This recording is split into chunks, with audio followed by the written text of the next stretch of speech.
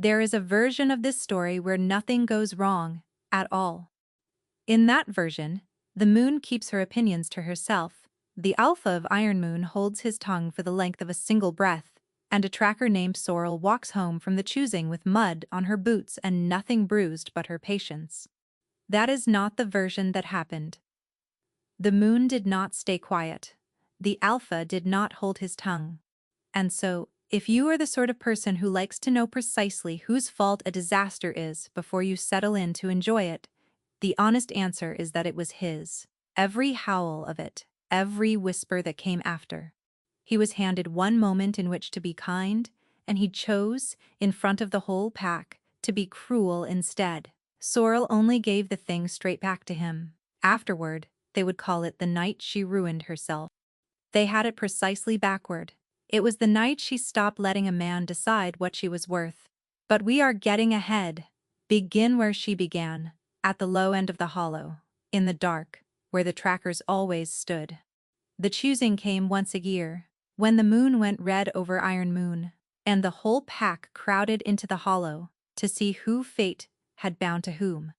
It was a night for the highborn, mostly the children of the old bloodlines in their good cloaks, standing near the fire where the alpha could see them, everyone pretending the goddess didn't already know exactly how it would go.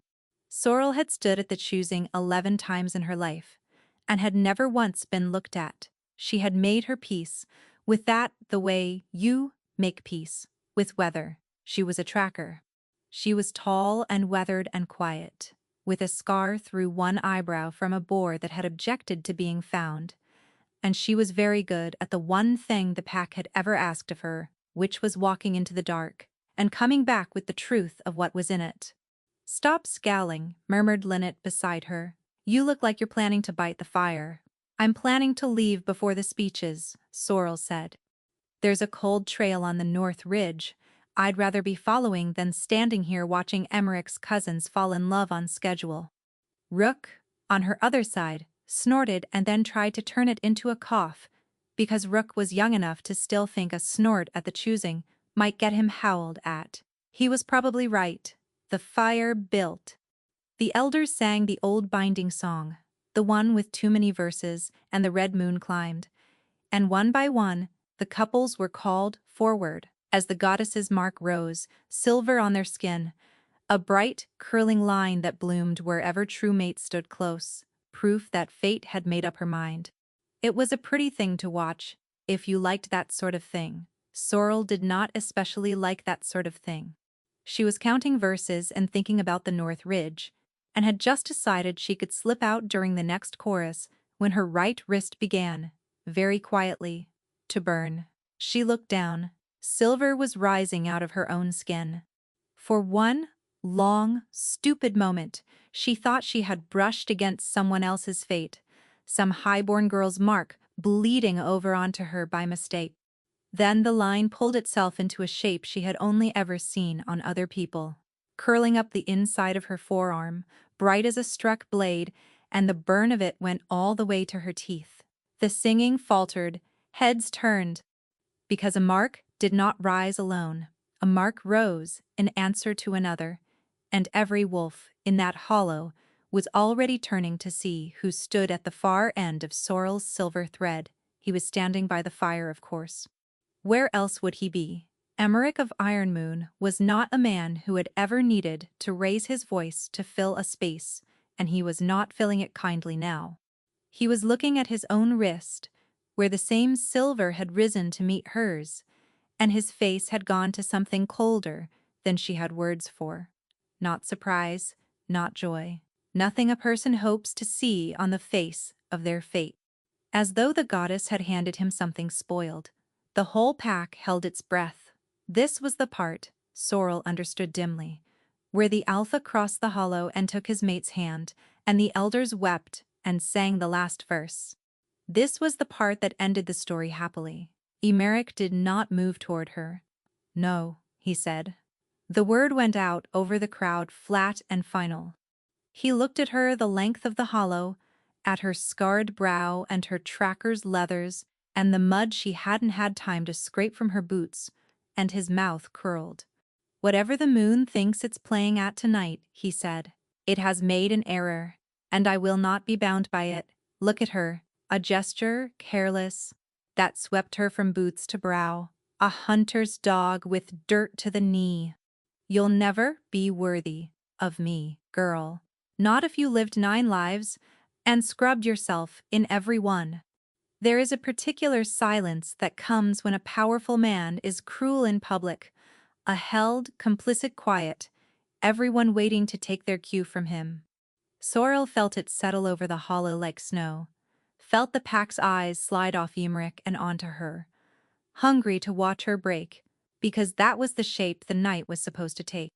The alpha spurns the tracker weeps and runs, a tidy humiliation to gossip over for a season. She was distantly aware of Lynette's hand closing hard around her sleeve, and something in Sorrel, some cold, steady thing, that had walked into 100 black woods and never once flinched at what it found there, simply looked back at him and decided it had had enough. She lifted her marked wrist so the whole hollow could see the silver burning on it. Her voice, when it came, did not shake. That surprised even her. "You mistake me, Alpha," she said. "You think you're refusing me. You're not. I'm refusing you." She let that land. Somewhere in the crowd a cup dropped. "I've spent my life reading tracks in the dark, and I can read it cowards just fine. The moon didn't make an error tonight. She made one the day she wasted a fate this bright on a man too small to hold it. So keep your bloodline and your fire, and your good opinion of yourself. I, Sorrel of the Trackers, reject you, Emmerich of Iron Moon. Fully, freely, and I'd sooner run packless to the end of the world than answer to a mate who calls me a dog to my face." She did not wait to see what his expression did. That was the one mercy she granted herself. She turned her back on the Alpha of Iron Moon, a thing no one in living memory had done, and lived easy afterward. And she walked out of the hollow with her chin level, and her steps even, through a crowd that parted for her, the way water parts for something it isn't sure is safe to touch. She made it to the black edge of the gray wood before her legs understood what her pride had done. The silver on her wrist, which had been merely burning, split. It opened along the bright curling line like a seam, giving way, and what welled up out of it was not blood. Or not only blood, it ran silver in the moonlight, thin and cold and wrong, and where it touched the back of her hand the skin went numb. Sorrel stopped under the first of the great gray trees, staring at her own arm at the fate leaking out of her drop by shining drop, and understood with a slow, sinking dread that no one had ever thought to tell her one simple thing. They had never told her what it cost to reject a bond the goddess herself had sealed. Sorrel woke to a ceiling she knew, and a body she didn't. The ceiling was the long lodge where the Trackers slept, the same knotted beam she had stared at every morning for 15 years, the same gray light coming thin through the shutter slats. That much was ordinary, the body was the problem. Her right arm lay across the blanket like something borrowed, heavy to the shoulder, the skin around the wrist gone, the dull silver gray of old frost, and when she tried to close that hand, the fingers answered late and badly, as though the message had a long way to travel. The night came back in pieces, the red moon, the silver rising, his voice. "You'll never be worthy of me," and her own, steady in a way she still couldn't quite account for, handing it back. She remembered the walk. She remembered the trees. She remembered the seam of her fate splitting open, and after that a cold that had climbed her arm as she staggered home, and Lynette's face swimming up out of the dark, and nothing. "She's awake." Rook's voice, low. "Lynette, she's awake." They were both there before she'd finished sitting up, and that was how Sorrel knew it was bad, because neither of them made a single joke. Rook, who joked at funerals. Lynette, who could find something dry to say in the middle of a rock slide. They just looked at her, gray-faced, the way you look at someone standing closer to an edge than they realize. "Don't," Sorrel said hoarsely. "Whatever it is, just say it."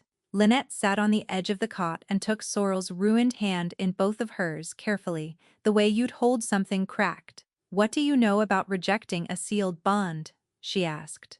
"That I did it. That it felt very good for about 100 paces." Sorrel looked at her arm. "And that fate apparently has opinions about being turned down. It has more than opinions." Lynette drew a breath. "A bond the goddess seals. She seals in both of you. It's not a promise you can just tear up, Sorrel. It's a cord. Run straight through the middle of you. Reject it and you don't cut it clean. You leave it half-torn, bleeding. They call it the wasting." Her thumb moved over the silvered skin. "It starts here where the mark was, and it climbs. Slow if you're strong, faster if you're not. The cold you're feeling. That's it. Taking the arm first. And then?" Lynette didn't answer. Rook did, from where he stood with his arms wrapped around himself as though the lodge had gone cold. "And then the rest of you," he said. "The heart's the last to go.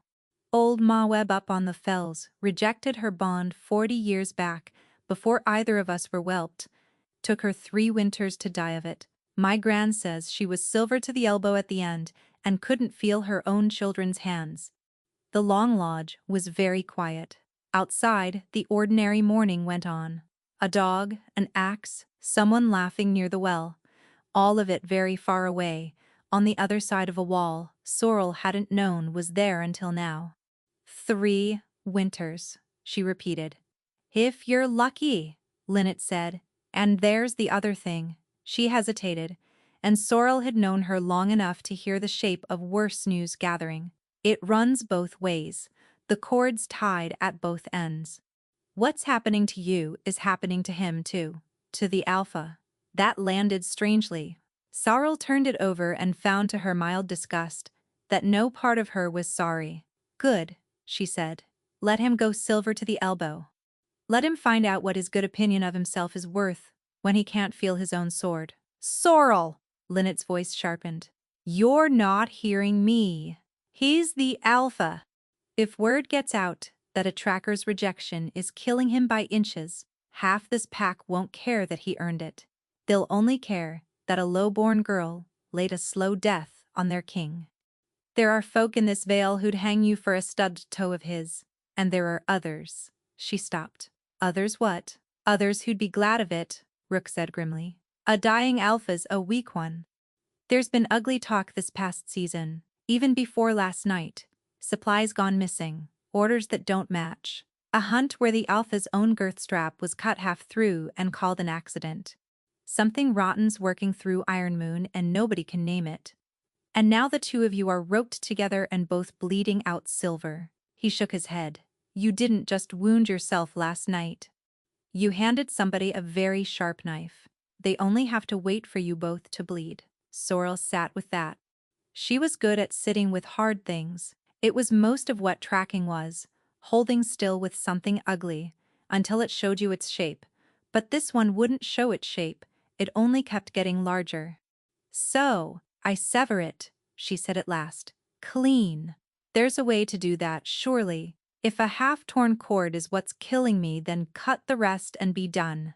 The look Lynette and Rook traded then was the worst thing yet. "There's a way," Lynette said slowly. "There's exactly one way. But you won't." The door of the long lodge shook under a fist. Not a knock, a single heavy blow that rattled the latch in its housing. Rook's head came up. Lynette went still, as struck stone. Because it was past dawn on the morning after a tracker had turned her back on the Alpha of Iron Moon in front of the whole pack, and someone was standing on the other side of that door who had not bothered to knock gently. Sorrel got her feet under her, silver arm and all. The blow came again. And under it, muffled by the boards but unmistakable to any wolf who'd ever felt the pull of a true Alpha in the room, came the low, certain weight of a voice she had sworn last night she would never answer to again. "Open the door," said Emmerich of Iron Moon. "I've come for my mate."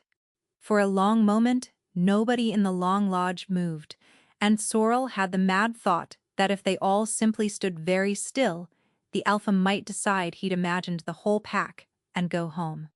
Then Rook, gods keep him, squared his young shoulders and reached for the bar of the door as though he meant to hold it against a king. And Sorrel crossed the room and moved him gently aside, because whatever was coming through that door was hers. She opened it herself. Emmerich filled the frame the way weather fills a valley. In the hollow, by firelight, he had been an outline and a cold voice.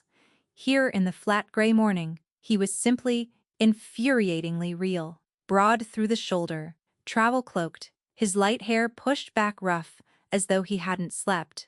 And his eyes, when they found her, a pale, hard gray that she felt go through her like a draft through a badly hung door. His right hand was gloved. She noticed that. Last night, it had been bare. "You," she said, "are not welcome here, I'm aware." He looked past her into the lodge, at Linnet frozen by the cot, and Rook, with his hand still half raised. And something crossed his face too fast to read. "Leave us." "They stay," Sorrel said. "They stay," Emmerich agreed, so smoothly that she distrusted it at once, and stepped over her threshold uninvited. He was a head taller than she was, and still she did not give ground, and she saw him mark that, saw the flicker of it, a man recalculating a thing he'd thought he'd measured. "You made a great deal of noise last night, Tracker. It seems only fair I return the favor. Do you know what you did? I turned you down. Tried to bear up under it. You rejected a sealed bond in front of the entire pack." His voice stayed even, but there was iron under it now. "Which, as I imagine your friends have by now explained, is not a thing either of us walks away from whole. So," he drew off the glove. His wrist with a silver mark had risen to answer hers, was doing what her own was doing. The bright line had split and gone to that cold, wrong gray, and the sickness had already crept a finger's width up his forearm. He turned it so she could see, unhurried, as though displaying a wound were a kind of move on a board. "You're killing me, Sorrel of the Trackers," he said, almost pleasantly. Slowly, "and I find on reflection that I would rather not die." "Then, you should have kept your mouth shut in the hollow," she said. "I gave you the truth of what I am, and you named me a dog for it. This is your harvest. Alpha. Not mine. Sever the bond, and we both live. There's a way. I know there's a way. Do it, and be free of me. I'll not stop you." Something moved behind his eyes at that, quick and gone. "No," he said. "No," she laughed, short and disbelieving. "You called me unworthy of your bloodline in front of 600 wolves, and now you won't cut a cord that ties you to me?" "I won't." He stepped back to the threshold, and there, where the whole pack could not see him, he raised his voice, pitched to carry across the yard, across the wells and the woodpiles, and every straining ear in Ironmoon that had been waiting since dawn to learn how this would end. "Hear me," Emmerich called, and the yard went silent under him. "I spoke in haste at the choosing, and the moon has since had words with me about it. The Tracker Sorrel is mine, by fate's own hand, marked and sealed, and I will not shame my pack by casting off what the goddess gave. There will be a courtship trial, by the old rite, she and I both. Until the next red moon, let no wolf lay a hand or a word against her. In the meantime, she is under the Alpha's peace." And he stepped back inside and shut the door on the frozen muttering yard, and turned to find Sorrel staring at him as though he'd sprouted a second head. "A courtship trial," she said. "You. Courting the dog." "Don't," he said, and for half a heartbeat, the polished cruelty was gone, and something tired stood in its place. Then it was gone too. "You want the bond severed. I want to live. These are briefly the same road. The right keeps us close enough to slow the wasting while we settle the rest. Consider it a truce. You needn't enjoy my company. You need only survive it." It was a lie. She knew it the way she knew a laid trail from a true one. Some wrongness, in the spacing of it, some smell that didn't belong. A man who'd shamed her at moonrise did not humble himself before the whole pack at dawn to slow a sickness he could simply cut away. He wanted her close for a reason he was not saying, and the reason had teeth. "Fine," she said. Because a truce that kept her alive and near enough to learn what he was hiding suited her exactly as well as it suited him. Your trial, Alpha. But I'll be watching you the whole of it. I'd expect nothing less. He drew the glove back over his silvered wrist, turned for the door, and Sorrel, who noticed things for a living, noticed the way he moved, the careful set of his left side, the breath he took shallow to keep something from pulling. Not the wasting. The wasting was in his arm, and this was his ribs. He'd come to her lodge with a wound under his cloak that had nothing to do with any bond, and he'd hidden it well enough that no one watching would ever have seen. She said nothing. But that night, when she was made to walk him back to High Hall as the right demanded, she watched him bar the great door of his own seat from the inside, bolt and beam and a second bolt besides, with the quiet, practiced speed of a man who had stopped believing his own hall was safe. The Alpha of Iron Moon who feared nothing, who could not be touched. Locking himself in against his own pack, Sorrel stood in the dark of the corridor and added it, coldly, to a list that was already getting long. The trouble with a courtship trial, Sorrel discovered, was that it left a great many hours in the day with nothing to fill them but the Alpha. The old rite was specific and inconvenient. The pair under trial were to keep company through its length, walk the same ground, share the same board, be seen by the pack learning one another, so fate's choice might be tested against daylight. In practice it meant that Sorrel, who'd spent 15 years going wherever she pleased so long as she came back with the truth of the woods, now went nowhere, without a broad gray shadow at her shoulder, and resented it roughly as much as she'd expected to, and in a way she didn't care to examine a little less. She decided, on the second morning, to make the arrangement work for her. If she was to be chained to the man, she would chain him to the truth of his own pack in return. You want to know me, Alpha? She said when he came to the long lodge to collect her. Then don't take me to your high hall to be fed pheasant and looked at. Come and see what's actually rotting under you. She expected a refusal, or worse, amusement. She got neither.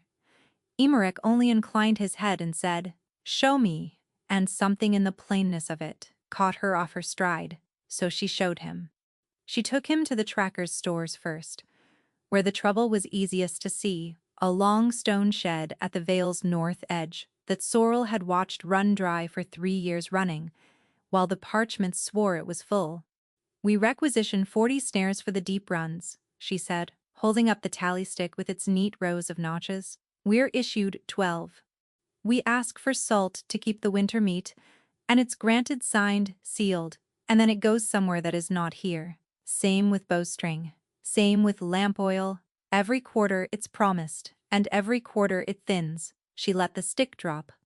Osric, my hunt master, he's chased it up the chain for years. It goes up, and it dies up. Nobody who holds a pen has ever once had to stand a night watch in the cold on 12 snares worth of trapping, and pretend it was 40.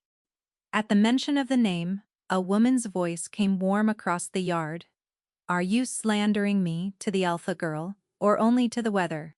Osric was old now, gray to the beard, one knee stiff from a fall, taken before Sorrel was born, but he still moved like the finest tracker Iron Moon had ever bred, which was what he'd been, and what he'd made of her after.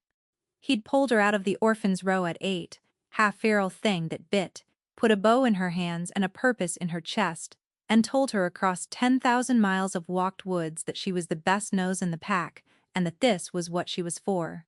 She loved him, the uncomplicated way you love the person who decided you were worth the trouble. She dipped her head to him now and felt absurdly steadier for it. Only to the weather, old man, she said. The Alpha wants to see how his stores run. Does he? Osric's pale eyes moved over Emmerich, unreadable, courteous. Then he's the first that's asked in my lifetime. Mind you show him the ledgers, Sorrel. The ledgers tell it plainer than I can. And they did. Emmerich bent over the store's book at the shed's rough table for the better part of an hour, and Sorrel, braced the whole while for royal boredom, watched instead as a different man came slowly out from under the cold one, a quick, hungry attention, a finger moving down the columns, a frown that was not for show. Here, he said abruptly, and turned the book to her. This line, the salt goes out under one seal and is received under another, 3 days apart, and the second hand doesn't match the first. Who signs when your huntmaster's away? Whoever's nearest the seal and feeling important, Sorrel said. Before she could dress it up, he laughed. A real one, short, surprised out of him, gone almost before it landed, and she felt the corner of her own mouth answer it, and hated that it did. Cancel it, he said. The doubled salt run. It's bleeding you, and feeding no one. I'm a tracker. I flag it. I don't cancel. You do now. He said it without looking up, still reading. Consider it the Alpha's own leave. Any order in these stores that wastes what my hunters need, strike it. I'll set my seal to your word. And he did look up then, and the pale gray that had gone through her like a draft in the lodge went through her differently here, in the dusty light, with a ledger open between them and his sleeve, a handspan from her ruined one. Someone in this veil should know what happens in it, he said. It seems it's going to have to be you, something warm and unwelcome, unfolded low in Sorrel's chest, and she stepped back from the table to be rid of it. He was doing it on purpose, she told herself. The listening, the leave, the someone should know. It was a courtship, wasn't it? And courtships were a kind of hunt, but he wasn't looking at her now. He was reading the ledger, as though the answer to something that frightened him might be hidden in a column of salt. That was the thing she could not make fit. A man playing at love did not read a store's book like that. Late that afternoon, the Wrights' business carried them up to High Hall, and Emmerich was called away to some matter of the visiting Ashfen delegation. The rival Pax King had come in person to treat over the western border, and his people were everywhere in the halls, watchful and finely dressed, and Sorrel was left to wait in his study. Which was a mistake on somebody's part, because a tracker left alone in a room does not sit quietly, with her hands in her lap. She didn't touch the obvious things. She read the room the way she read ground, the ware on the chair, the ash in the grate, the 3 separate places a big man had been standing to listen at instead of sitting. Nobody keeps the good chair angled at the door and stands to listen at 3 walls of a room he feels safe in. The Alpha of Iron Moon worked in here like a man expecting the floor to open, and she filed that beside the barred door and the wound under his cloak, and did not like the shape the pile was making. Through the narrow window she could see the Ashfen party crossing the lower yard, the tall, silver-haired king himself, and at his side, a young woman in the gray and white of the rival pack, his daughter and heir. Iron Moon's oldest rival, housed under the Alpha's own roof, while someone under that same roof kept trying to widow it. She turned the pieces over and could not make them lie flat. And on the desk, half under a map of the Western Marches, she found a page that had been torn from something and then not burned, only folded small. The way you keep a thing you can't yet decide what to do with. It was a list. Names, in a cramped upright hand, that was not Emmerich's. Some were struck through. Near the bottom, freshly added, was her own, Sorrel, of the trackers, and beside it, in the Alpha's own writing this time, hard enough to have nearly torn the paper, 4 words, keep her far from the mark. She was still standing there, the page cold in her half-dead hand, trying to make those 4 words mean anything that wasn't sinister, when she heard his step in the corridor, and no time at all to decide whether she was a woman who'd been caught snooping or a woman who was owed an answer. She chose, in the half-second she had, to say nothing. She folded the page back exactly as she'd found it and was 3 steps from the desk and studying the Western map, with a tracker's honest interest, when Emmerich came in.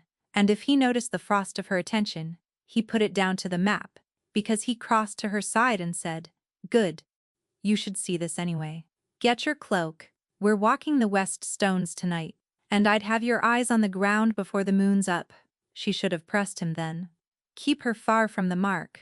Far from which mark, and whose, and why, in his own hand, as though she were a danger to be managed. But a tracker learns patience the way other people learn to breathe, and a question asked too early is a question answered with a lie. So, she got her cloak and her bow, and she walked the Alpha of Ironmoon out into the dark toward the western border stones, and she watched him the whole way. He was quiet on the walk out. No jokes, no easy flattery. Just the long gray shape of him moving through the trees, with a soldier's economy, his gloved hand resting more than once near the hilt at his hip. Twice she caught him doing what she did, reading the dark, not the way a tracker reads it, but the way a man reads a room he's been hurt in before. Whatever he meant to show her on the west stones, she began to suspect it wasn't the only reason he'd wanted eyes on the ground before moonrise. He was expecting something, and hadn't done her the courtesy of saying so. The Greywood at night was hers the way the High Hall would never be. She read it as they went, the ordinary traffic of it, fox and hare and the deep old scuff of a boar's wallow. The wind coming clean off the western fells with nothing wrong on it. For a mile, there was nothing wrong on it. And then, at the place where the trail narrowed between two shoulders of stone and the shadows pulled thick and close, there was. She stopped. She didn't decide to, her body did it. The way it had 100 times in 100 woods, the cold, clear drop of something here that should not be. Problem? Said Emmerich, low, quiet. Her eyes swept the dark. Nothing moved. But the wind had changed, not its direction, its content. And under the clean fell smell there was oil, now and leather worn soft, and the particular sourness of men who had been holding very still for a long time in the cold. She had smelled that exact patience before, on her own side, laid in wait for game. It was the smell of an ambush, and it was all around them. When I move, she breathed. You move with me, not before. Do you?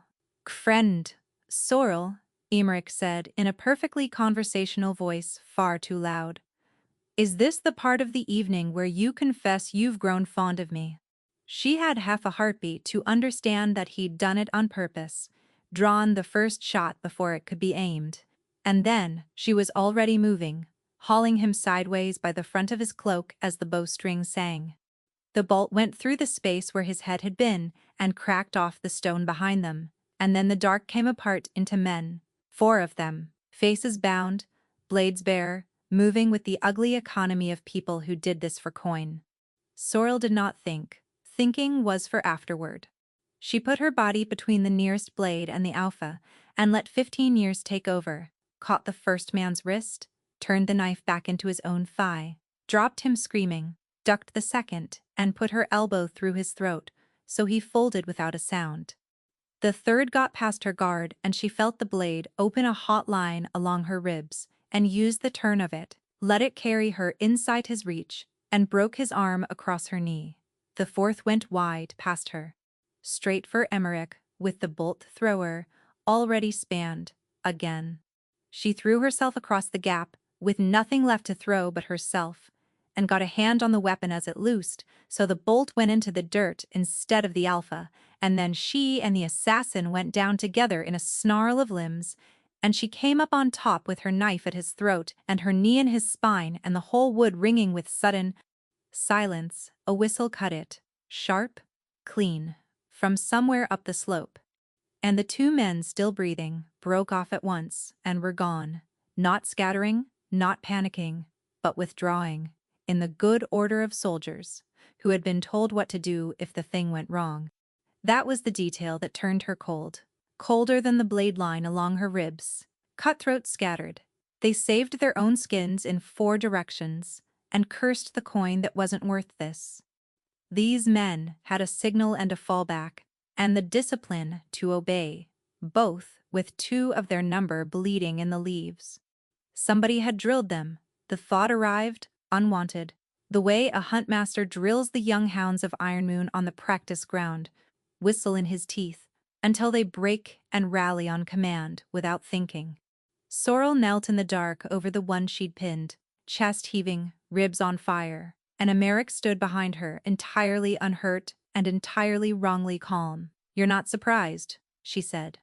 Someone just tried 4 times over to put a bolt through your skull, and you're standing there like it's weather.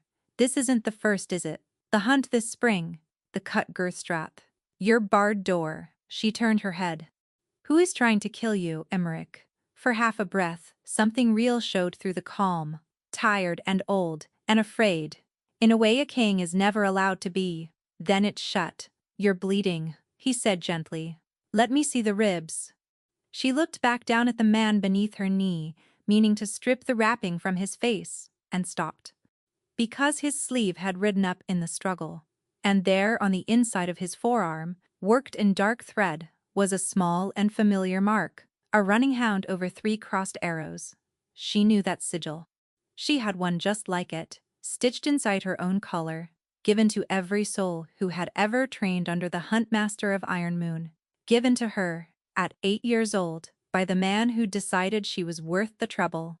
No, Sorrel said, to the mark, not to the man. No, that's not. And could not finish it because the cold thing in her that never lied to her about a trail was already reading this one, and did not like where it led. She told herself 100 reasonable things over the days that followed. Any fool could steal a sigil. A hound and arrows could be cut by any hand, with thread and malice, sewn inside a killer's sleeve, for the very purpose of pointing a suspicious tracker down the wrong trail. Osric had pulled her out of the dirt. Osric had spent 15 years teaching her that the ground never lies if you're honest enough to read it. And here she was, being dishonest, letting one stitched hound frighten her toward a conclusion that could not, would not be true.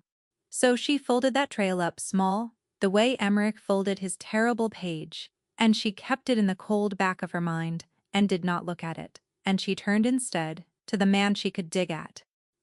The trouble was that the man would not be dug at. She'd ask him, plainly, who wanted him dead, and he'd answer with a joke about her cooking. She'd press on the barred door, and he'd tell her she was handsome when she was suspicious, and watch her lose the thread of her own question in her irritation. She cornered him on the Ashvin delegation, on the missing salt, on the 4 words in his own hand, and every time the conversation slid sideways under her, like scree, 3 topics downhill before she noticed she'd been moved. He gave her nothing she could use. He gave her a great deal she didn't know what to do with. Because the worst of it, the thing she would not have confessed under a knife, was that the longer she watched Emmerich of Ironmoon for the truth, the more she simply watched him. It crept up on her the way cold creeps up an arm. He came to the tracker's stores at dawn with his sleeves shoved back, and she lost the end of a sentence looking at the line of his forearm. He walked the west wall with her at the cold turn of a night watch, and brought 2 cups of something hot, and when he put hers in her hand, his fingers brushed the backs of her half-dead ones. And the numb skin lit, some ghost of feeling, flaring up the ruined arm as though the bond itself had leaned toward him, and she nearly dropped the cup and covered it by glaring at the stars. "You're not looking at the stars," he observed, low, close, meant only for her. "They're stars," she managed. "They'll keep." And he smiled into his cup, like a man who'd won something small, and said nothing, and let her stew, which was the unbearable part. He was a hunter too in his way. He'd learned that you don't rush the thing you want to come to you. Worse still, was what he said, one gray evening, when she had muttered for the 100th time that a man like him had no business trailing after a hunter's dog. He set down what he was holding and looked at her until she looked back. "Who told you that word?" he asked. "Dog! You wear it like it's your own name.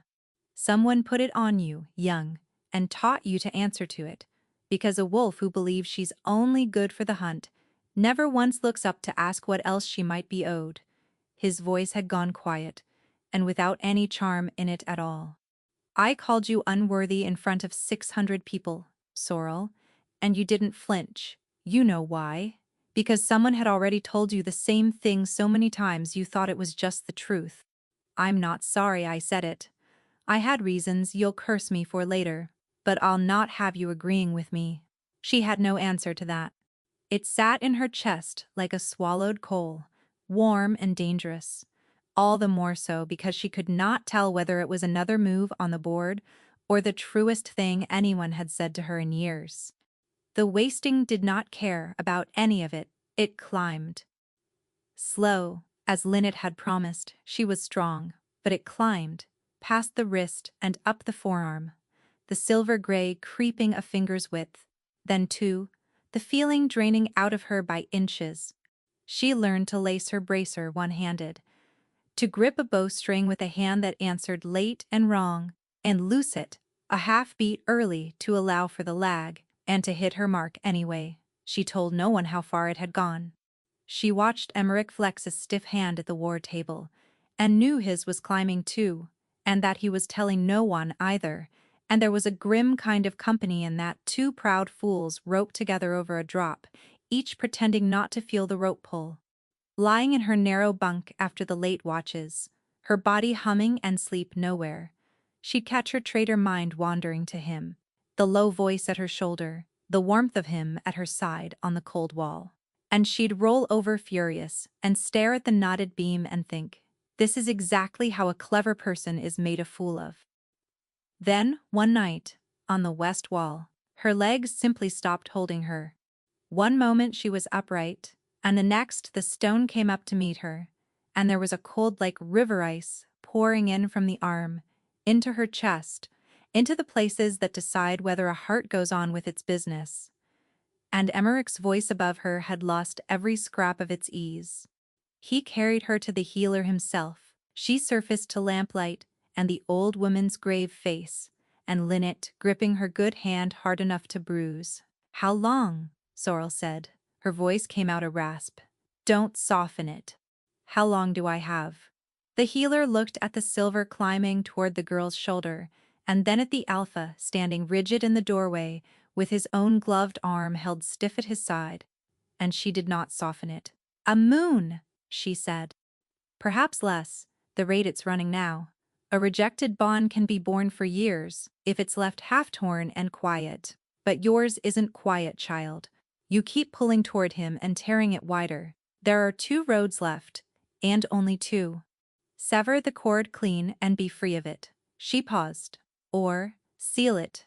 Complete the bond you refused. Take him, fully and freely, before the next red moon." The lamp hissed. Somewhere below, the ordinary night went on. Sorrel asked, though she already knew.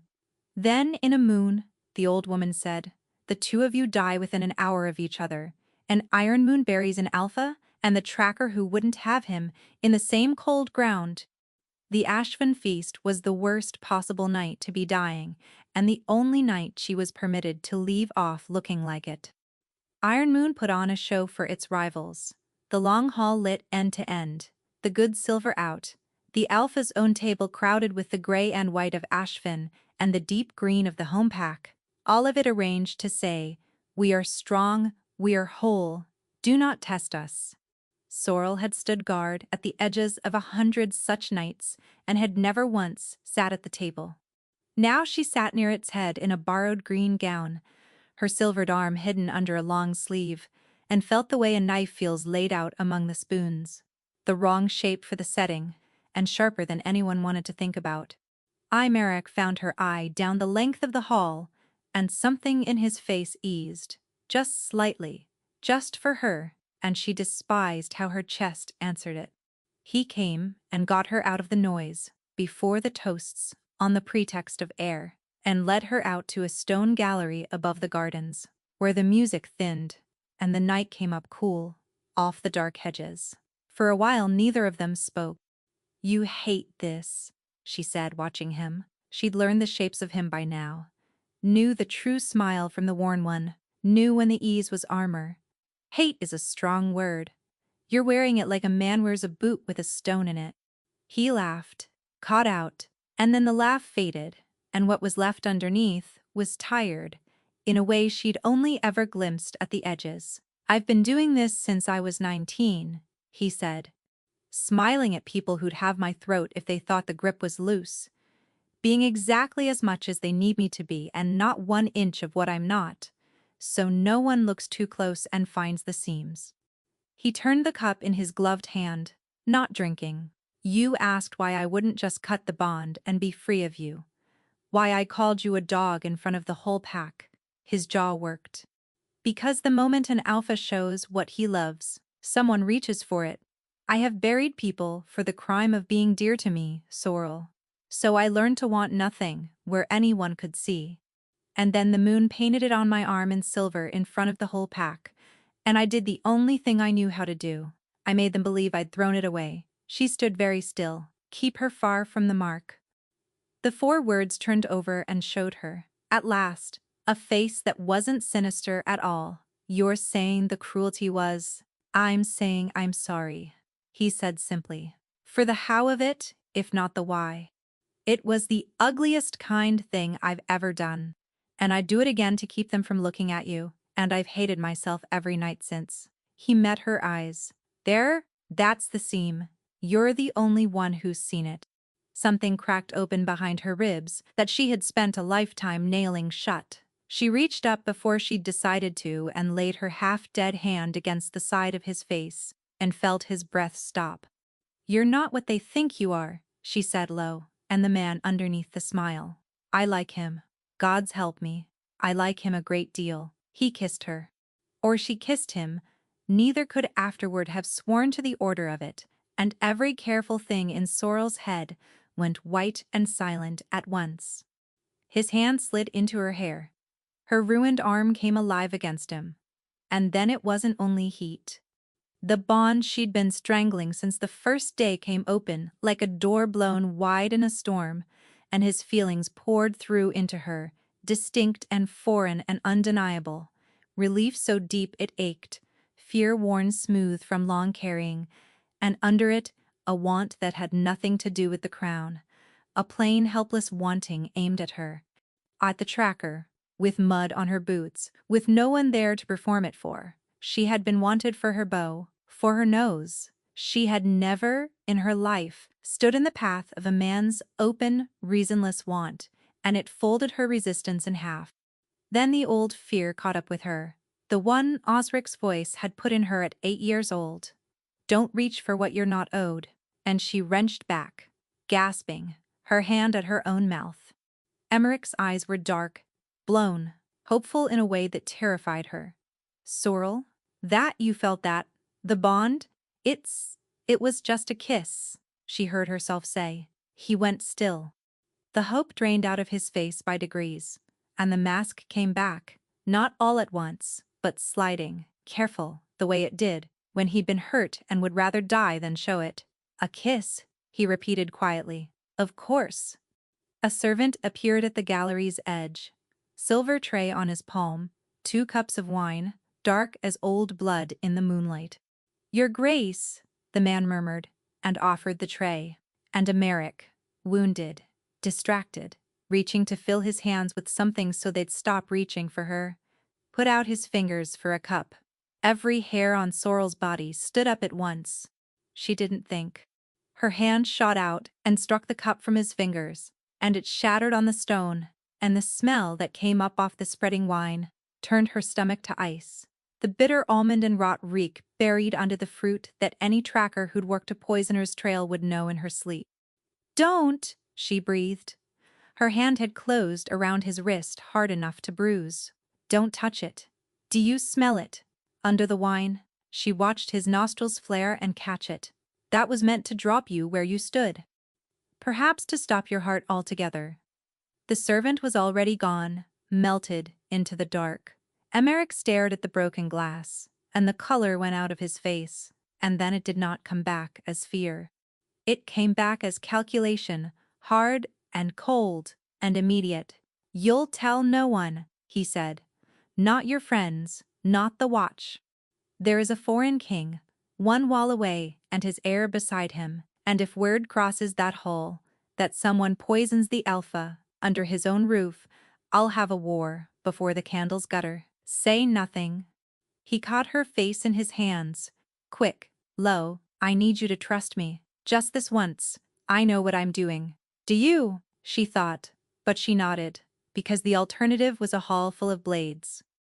He kissed her forehead, and the mask slid fully home, and he walked back into the light to smile at the people who wanted him dead.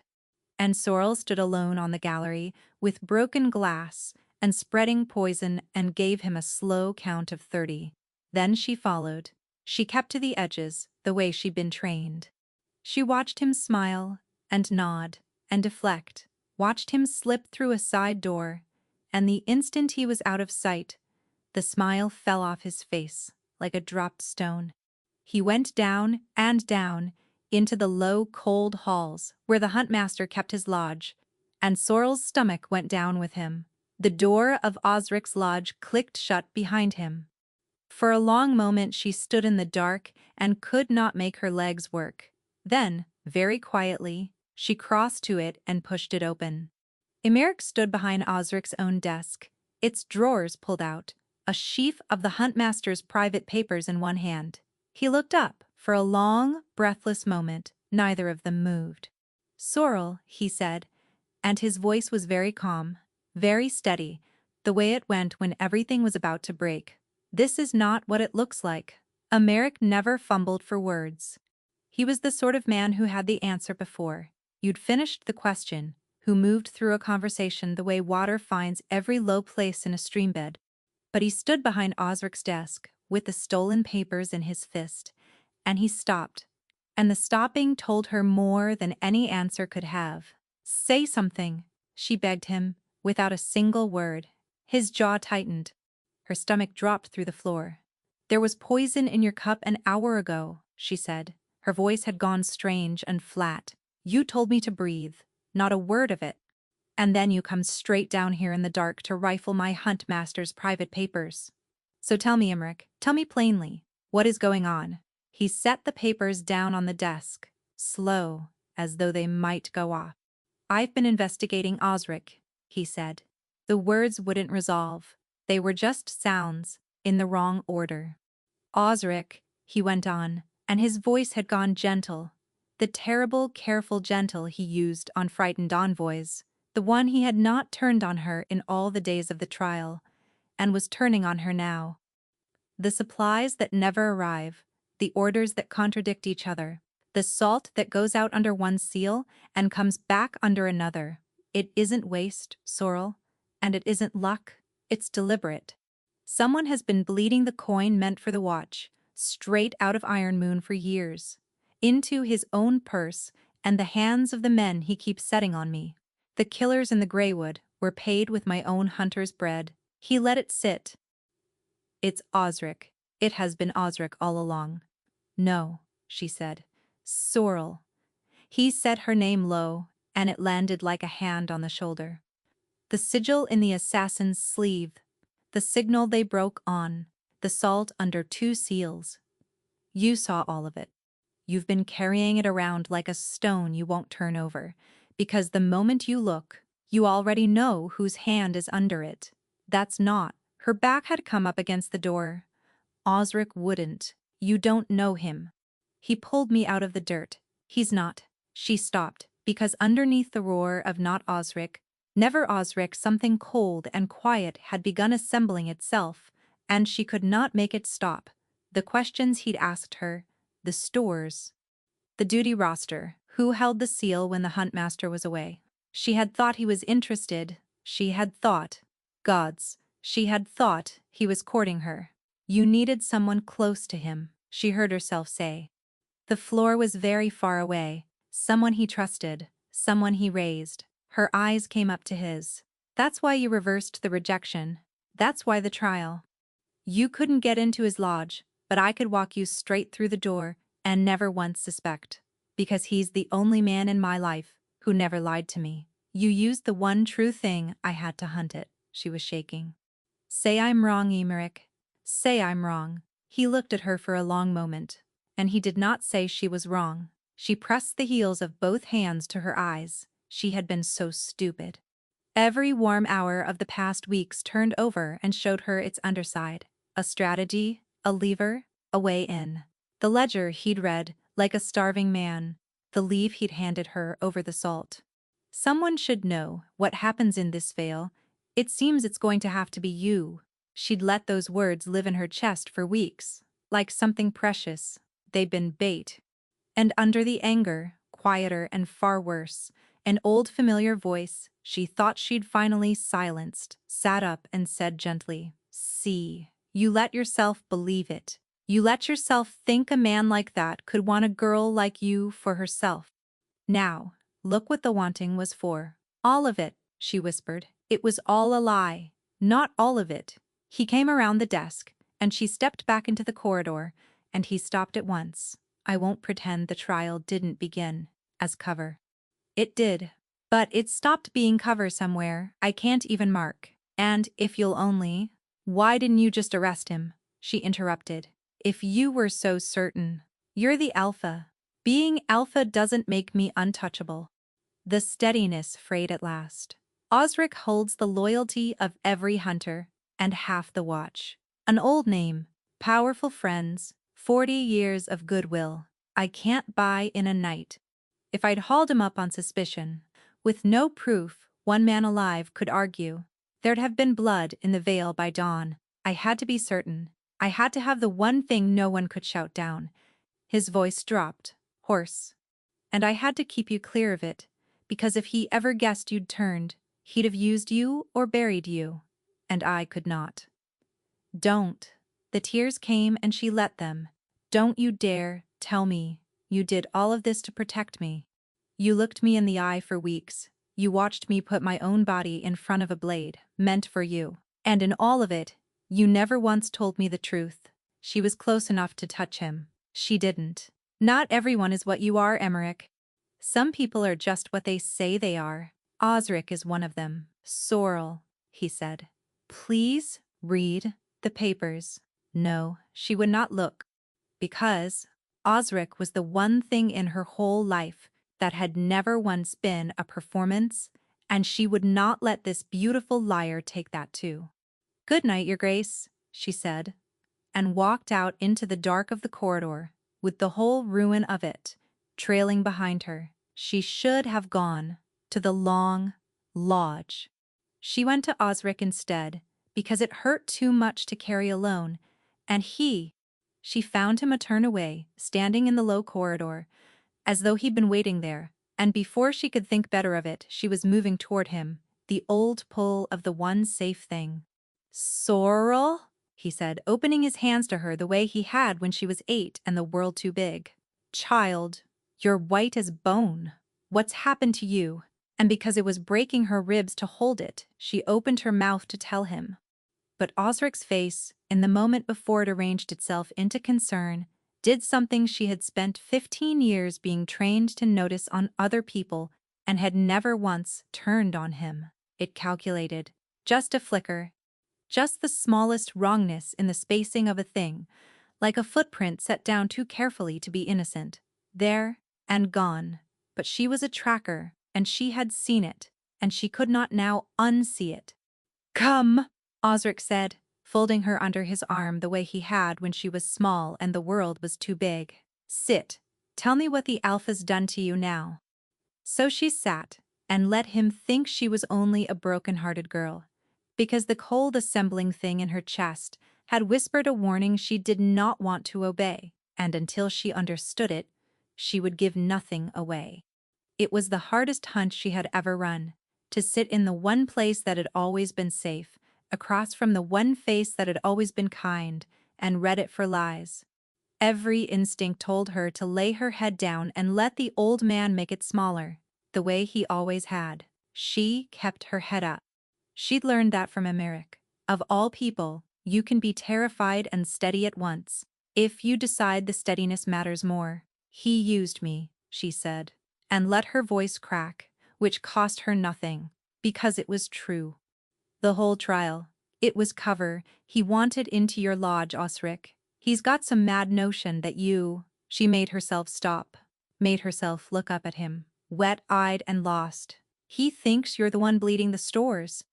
That you've been robbing Iron Moon for years, and that the men who've tried to kill him carry your coin." She watched him. She had learned to watch from the best there had ever been, and the irony of it sat in her mouth like a coin. Osric's face did all the right things. Shock, then hurt, then a slow, weary anger. It was a very good performance. It was only that she knew, now, to grade it as one. So that's his game, the old man breathed. Gods. He's cleverer than I feared. He took her hands. Sorrel, listen to me, because there isn't much time. It's worse than you know. I hope to spare you it, but you'll hear it from me before you hear his version. He drew a breath. The Ashfin King's daughter, the heir, your Alpha tried to have her killed.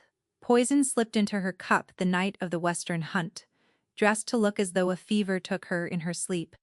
Kill the heir, break the old king's spirit, and the western border falls to Iron Moon by spring. I saw the poisoner leave her chamber with my own eyes. The room went very quiet.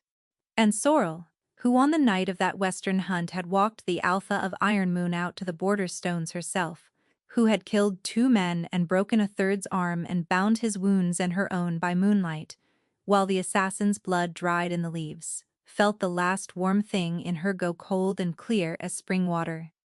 That night Emeric had been bleeding in the grey wood at her side.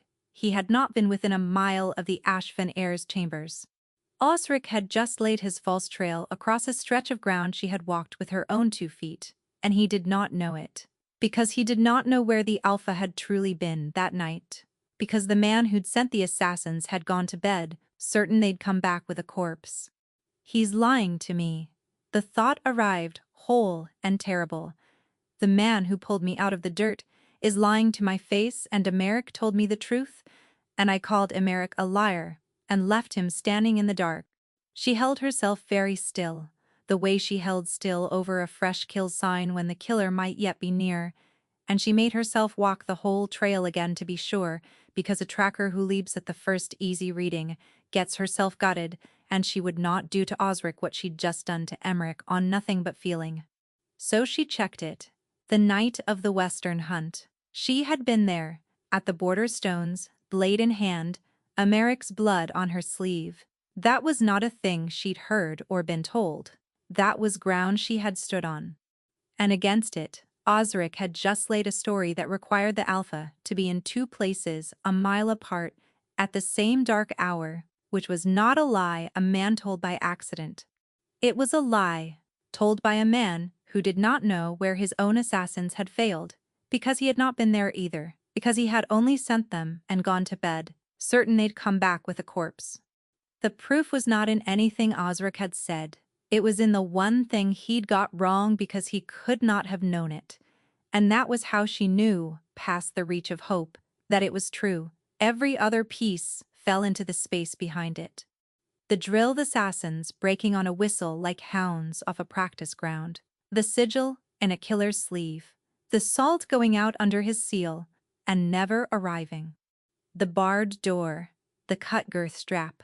The poison at a feast he'd helped arrange. And older than any of it. The thing Emeric had named on the west wall. Someone put that word on you, young. Osric had spent 15 years teaching her. She was a nose and a bow and nothing else worth valuing, and she'd thanked him for it because a hound who believes she's only good for the hunt never thinks to ask why her master would want her so grateful, quiet, and blind. She had been the most loyal tool he owned, and he was about to use her one last time. "What do we do?" she asked, and made her face crumple, and hated how easily it came. Osric's pale eyes sharpened with something that was almost tenderness, and was really only appetite. "We go to the foreign king before Emeric can twist it," he said. "A wolf who'd have a girl murdered in her own bed to steal her father's land isn't fit to hold a pack. He'll fall, and there are good houses ready to steady Iron Moon after mine among them. But it can't come from me. I'm a huntmaster. They'll say I reached for the seat." His voice went soft, almost gentle, the voice that had taught her every true thing and every false one. "It has to come from someone they'll believe. It has to come from you, child. The Alpha's own intended. If you stand up and tell the Ashfin King you saw Emeric's hand behind the poison, no soul in that room will doubt a word of it." And there it was. The whole trap, laid open, with her set squarely in the jaws of it. She made herself nod. They walked, and it was the longest walk of her life. She had to get into that room and turn Osric's snare back on him with nothing in her hands but the truth and her own steady voice. And one wrong word, one crack in the telling, and a foreign king would call his warriors, and the Western Vale would be at war by dawn. She had never in her life been so certain of a trail. She had never had so little to prove it with. The Ashven king had taken the East Council room, and the whole night followed him into it. Emeric, already there, grey and cornered, the silver-haired king, rigid with a father's fear, his advisers ranged behind, his daughter's empty chair among them like an accusation. Emeric looked up when Sorrel came in behind Osric, and for half a heartbeat his whole face lit. Then he saw whose shadow she walked in, and the light went out of him like a snuffed lamp. "I'm sorry," she told him, with no words at all. "I should have believed you. Let me fix it." "Your Grace," Osric said, bowing low to the Ashven king, all grave sorrow, "it shames me past speaking to bring this to your ear. But your daughter was very nearly murdered under this roof, and by the man at your right hand." He laid it out, beautifully.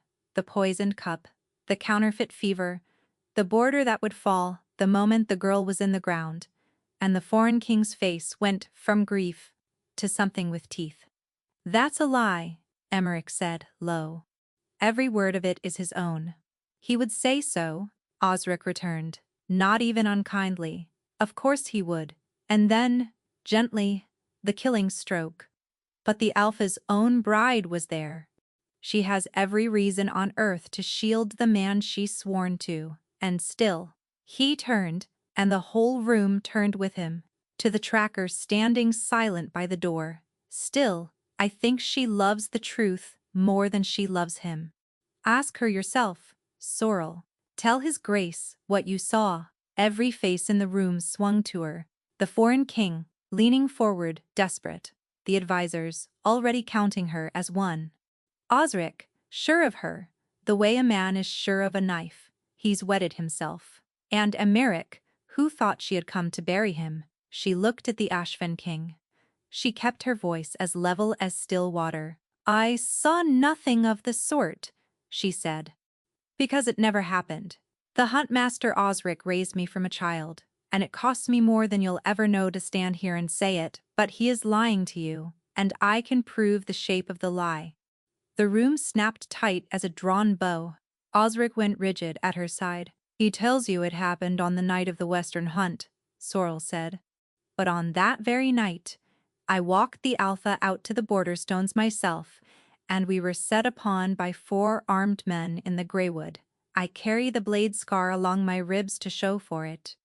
Emeric of Ironmoon was bleeding beside me in the deep woods, at the very hour the Huntmaster swears he stood in your daughter's chambers. He was never near her. The trail doesn't cross itself, your Grace, and a false trail never does."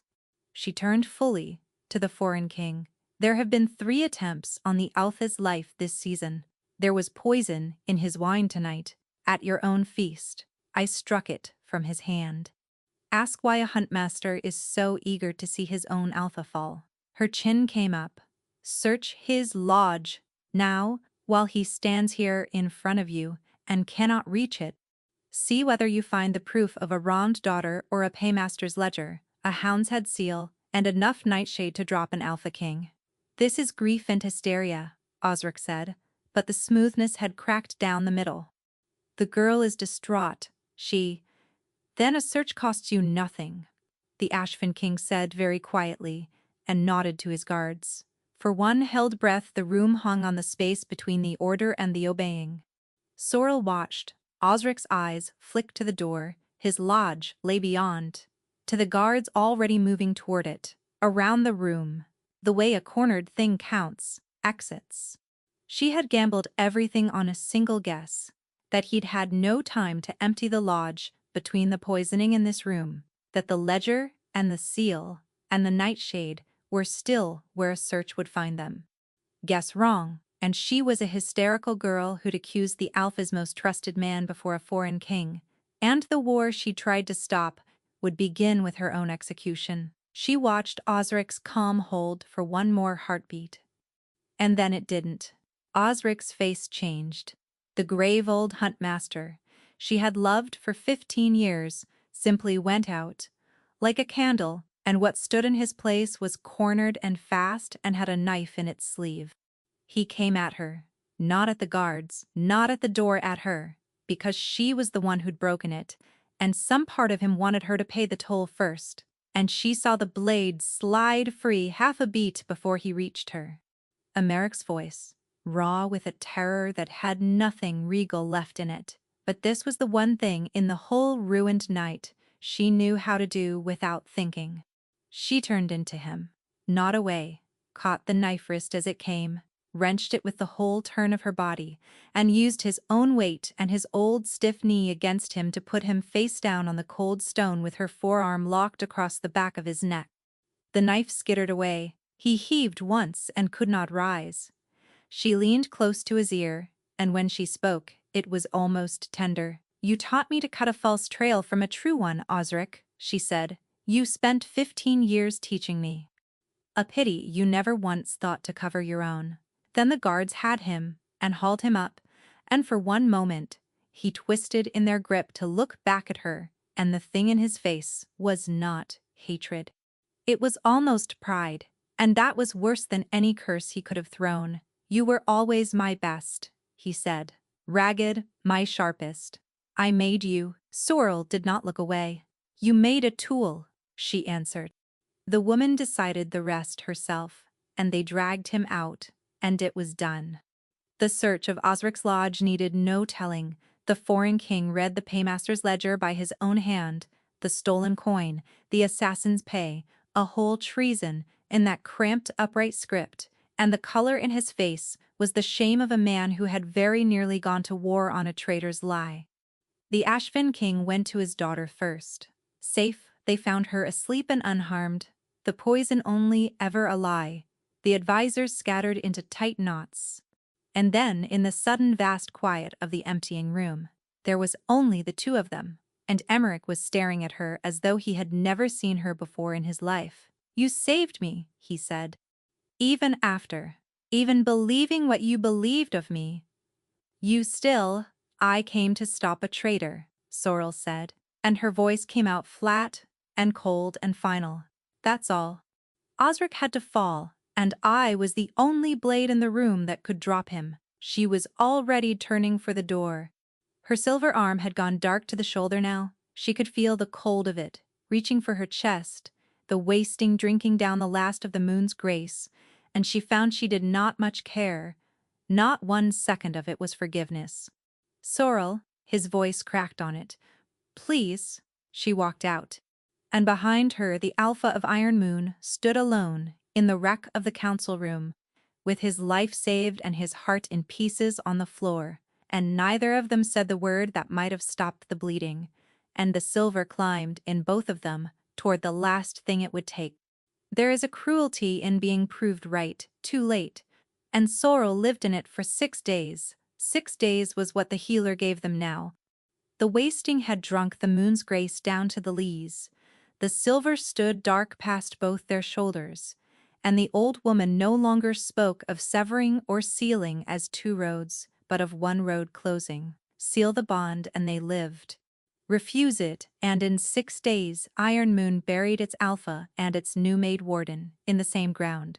For the pack had named Sorrel warden of the hunt, the morning after the reckoning, the rot cut clean out of the guard, Osric's cell cold beneath the old fort. She had wanted that post her whole life. She had it now and could barely feel the hand she'd have shaken on it. Emmerich did not come to press her. That was the thing she could not account for. She had braced for a siege for the Alpha, to use the 6 days and the dying, and every scrap of leverage the bond had handed him, because that was what men did with a woman they needed. He did none of it. He sent no flowers, made no speeches, laid no claim. When their duties crossed at the war table, he was courteous and careful, and never once mentioned the silver climbing his own throat. He was, she realized, letting her run out the clock. He was going to let them both die, rather than spend a single hour of it trying to talk her into his bed to save his own life. On the 5th day, she could not stand not knowing, and she went to the healer, and she asked. The old woman looked at her a long moment. He forbade me to tell you, she said, but I'm too old to take a dead man's orders. She set down her pestle. He came to me the night of the reckoning and made me swear I'd not let you seal the bond out of pity, nor guilt, nor fear of dying. He said, her mouth twisted. He said he'd taken enough from you by lying, and he'd not take your body too by dying at you until you gave in. He told me to make him comfortable when it comes. He means to go, child. He'd sooner die honest than live having pushed you into it. Sorrel stood in the herb-smelling dark and felt the last wall she owned come down. Every man who had ever decided what she was worth had done it to use her. Osric most of all, who taught a biting orphan she was good for the hunt and nothing else, so that she'd never look up and count what he was skimming. And here was the one who'd been cruel to shield her, who'd used her and hated himself for it, who now held the power to save his own life by simply leaning on her and would rather stop his heart than lean. He thought her worth more than his own living. No one had ever thought her worth more than what they could get. She found him where the pack could see, and that was deliberate. The whole of Ironmoon was in the hollow at dusk. She'd sent word it was a warden's business, and they'd come. The same crowd that had watched him call her a dog by the red moon a lifetime ago. Emmerich stood near the cold fire pit, gray to the throat, and went still when she came down through the parting crowd in her warden's leathers, her dark silver arm bare for all of them to see. Alpha of Ironmoon, she said, and pitched it to carry the way he had that first night. You told this pack I would never be worthy of you. The crowd drew a single breath. You were wrong, but not the way you think. She stopped in front of him. I stand here. Worth exactly what I've always been worth, which is a great deal. And I'll thank the next man who tells me otherwise to remember what I did to the last one. A ragged laugh moved through the hollow. You never called me a dog because you believed it. You called me one to keep them from looking at what you loved, so I'll do you the same kindness, and let them all look now. She took his ruined hand in her ruined one. I'm not sealing this to save your life, she said, low. For him alone now. You'd have died to keep from asking, and that's the only proof I'd have believed. I'm sealing it because I choose you. Freely. Cold. Sober.